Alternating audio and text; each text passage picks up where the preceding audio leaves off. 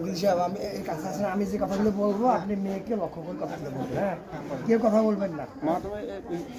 এতে লাগবেন তো উপরে দাও।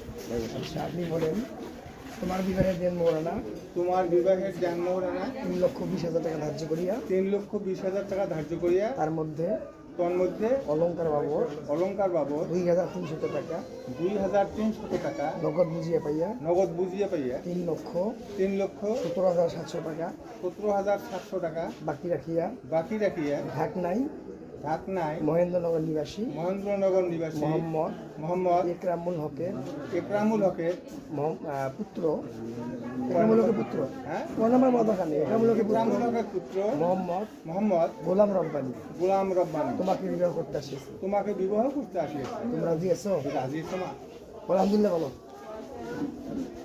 ক ক কোন বলো বলো বলো ক বলো বলো কি ব্যাপার বল না ক আলহামদুলিল্লাহ ক বলো, একবার বললেই হবে। বিক্রি করা যায় কমো না কম ওর নাম কি আর একটা আছে নাকি বল না?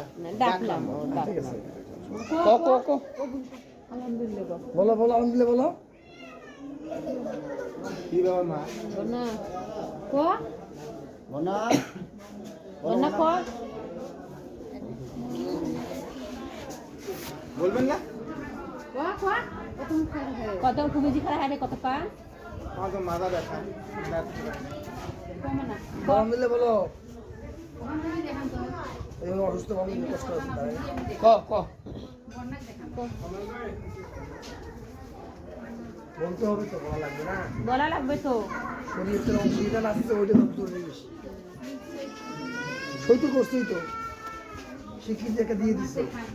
আলহামদুলিল্লাহ শরীয়তের কাজটা বাকি আছে। ক ক সবাই বলতেছে মানে ক ক বলো। বন্যা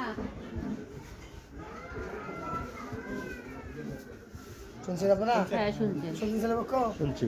আচ্ছা, আমরা চলে আসছি।